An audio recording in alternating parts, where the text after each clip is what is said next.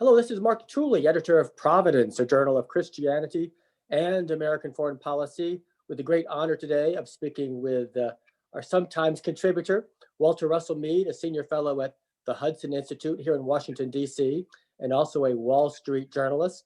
I will also give him the title, which he is free to reject, of being perhaps America's foremost Christian realist, in that I think his writings often capture its spirit.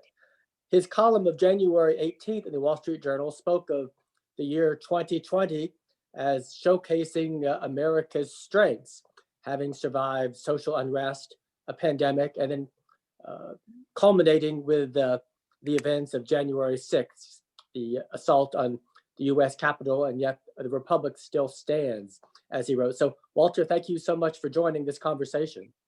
It's great to be here, Mark. Great to see you again. You have remained temperate and reasonable across the last 4 years, unlike so many others who have lurked off into the extreme fever swamps of whatever ideological extremes they enjoy. So I appreciate your perspective and also your underlying hope and perhaps even optimism about the strength of American democracy. Well, you know, it was interesting to see 2020 as almost an ultimate stress test of American institutions and American democracy. I shouldn't say ultimate because who knows what we're going to see in 2021 or subsequently. But you had a pandemic and the big, the greatest pandemic in 100 years, the greatest economic contraction in American history. The most polarizing president, I think it's fair to say, that we've seen, certainly in my lifetime, a summer of racial unrest and polarization, and the sort of Black Lives Matter and the police violence and other issues, and then a very, very close and very, very partisan and heavily contested election, followed by the first time that I can recall or have read about a president rejecting the legitimacy of the electoral process. It was extraordinary. And yet through it all, it was, nobody ever really thought that anything would happen other than that Joe Biden would be sworn in as president. There was never any sign. The Army, the Navy, the Marines, their loyalty to constitutional order was never in question. That Vice President Pence, when directly asked by President Trump to reject the congressional council, it's not the law. I can't do it. The law prevailed, the institutions prevailed. The Electoral College, which a lot of people spent a lot of the year dumping on, delivered a result. The electors elected, and there we have it. We've been reading about the coup in Myanmar this week. That's what happens when there's a coup. We did not in the United States have a coup. We had a mob and we had a riot. That is a very, very different thing. The ideological extremes in today's American politics, to me, it feels very much like, or somewhat like the 1930s. What do you think? Well, I wasn't around for the 1930s. I say, unlike you, Mark. Friends of mine were. My point of comparison tends to be the 1960s and 1970s, which I have at least some memory of. And I think the 60s and 70s were actually more eras of more conflict and polarization in the United States than what we're seeing now. We had the civil rights movement, the Vietnam War, the early stages of the modern feminist movement, of the gay rights movement. There was tremendous upheaval. There was far more violence in those days than we've seen recently. There was open talk of a new civil war, I think at a greater level than people hear now. I think what was missing was we didn't have Twitter and we didn't have Facebook, so that you could always turn it off and you would watch all of this stuff on TV, or maybe you would go participate in a demonstration or something, but then it would turn off and you would go back to your daily life. Certainly, the 1960s and early 1970s were more violent in that sense. But was there a larger stabilizing political center in both political parties during those years? I think, I mean, I think what we can say is that the center held better in the Democratic Party this year in 2020. Joe Biden, one may have all kinds of views of President Biden, but I think anyone would say of the major Democratic candidates in 2020, he would be the one most prominently identified as leading the centrist wing of the Democrats. Now, that center may have moved left from 1990, but nevertheless, he was very much the Elizabeth Warrens, the Bernie Sanders of the campaign, and Biden won. I think what is different in some ways is that the Republican Party establishment collapsed in 2016 and hasn't really managed to reassert itself in the party. So, you look at the Republicans, I think somebody pointed out that between like 1952 and 2008, you would find a Bush, a Dole, a Nixon on, I think, every ticket. And, you didn't, that continuity was broken in 2016, except in 1964, I guess you didn't have any of those families on the ticket. The Republican Party actually was, of the two parties, probably the more, what do I say, not centrist so much as establishment. And that has gone. And that, whether the Republicans are able to kind of reestablish themselves or find a new center of gravity, whether we have a Trump party, whether the Trumpist wing breaks off from the establishment, I don't know where it goes, but one of our two parties has changed. Is the nationalist perspective regarding America's role in the world, or the Jacksonian perspective, as you have put it, is it now weakened after this last administration, or will it surge back at some point? Well, it's certainly out of power. President Biden really ran as a kind of foreign policy restorationist. And he's going to be pursuing or trying to pursue a multilateral, international, global foreign policy, I think with special focus on China and the challenges that it presents. But he certainly sees himself as trying to get back to what you would call the mainstream of post-World War II, post-Cold War American foreign policy, which is not something President Trump was interested in. What will happen in 2024? I cannot tell you, Mark.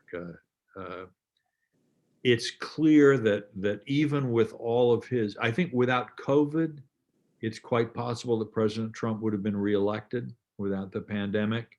And also it's possible that someone else with Trump's policy positions, but without some of his, what voters saw in 2020 as his liabilities in terms of temperament or honesty or whatever else you might want to say, might have won. I don't know. So I would not say that at the level of public opinion, this Jacksonian nationalism is dead. It's very much around. And it's not just an American phenomenon. I saw a poll recently in France that Marine Le Pen is at 48% in a two-way race against Macron. We've never seen anything like that before in France. So populism is around. There's no doubt about it. Some are claiming that the events of January 6 have, if not permanently, certainly for a long time, damaged the United States' reputation for political stability and as an advocate for international human rights. Those claims seem to me exaggerated, but what do you think? Yeah, look, Mark, some of my earliest memories are of American decline. That is, I remember as a kid, they changed the way we all learned math in the 1950s because the Russians had gotten the first space satellite, the Sputnik. And America was behind the Soviet Union in the space race, and we were all toast. So I had to learn a lot of things like set theory and base 8 number systems and stuff. They've done me a lot of good over the years. And then we had the terrible missile gap in 19. So we'd fallen behind the Soviet Union. They were eating our lunch. Then the civil rights movement and the Selma, Alabama had destroyed America's moral authority forever. Immediately afterwards, the Vietnam War destroyed American authority forever, wrecked our reputation, destroyed our national unity, turned us into a has-been power. Collapse of the Bretton Woods, Watergate, one disaster after another. The Soviet Union was winning the Cold War in the 1970s. Japan was the new superpower in the 1980s. It's been decline, decline, decline, decline my whole life long. And yet, after the international world of foreign policy chit-chat has gone to these sort of heights of American decline, and our epitaph has been read, and the service held, and the coffin ordered, and the grave dug, somehow we end up not being in it yet. Now, maybe this is the time. Maybe January 6th was the one. And that is finally, at long last, the blow from which we won't recover. But actually, I think we have a lot of studies of American decline, maybe not quite enough studies of American resilience. That needs to be your next book, perhaps. American resilience. Well, it takes me so long to write a book, I don't know how many more I've got in me. Are you concerned about the prevalence of conspiracy theories in mainstream American political discourse right now? Maybe they've always been there, or they've been there in the past, and perhaps social media is just amplifying our awareness of them, but it seems like they've become far more mainstream than they would have been in your lifetime and mine. Well, maybe that's just what the conspiracy theories want you to think. Look, I remember some years ago, I was on some kind of a radio show in a public radio station in Utah. And this was when Paul Volcker was the chairman of the Federal Reserve. And one of the callers called in and asked if I knew that Paul Volcker was a member of the American Communist Party. Mm-hmm. And I thought for a moment, and I said, well, I've actually met Mr. Volcker, and he never struck me as a communist, but what do I know? I said, but here's one thing I would advise you. If you're right, then I would say join the Communist Party now while they're still admitting new members. Because if the conspiracy is that good, it's hopeless and it's over. And another friend of mine was a few years ago was talking to somebody about who was giving him something about a conspiracy theory. He was again speaking at a meeting, and this guy was asking questions from the floor. My friend said, well, sir, he says, I can't prove to you that you're wrong because it's almost impossible to prove a negative. But I can say this, if such a conspiracy really was happening, you would be the last person to know about it. So look, I think there have always been these conspiracy theories. Joe McCarthy, what was he doing?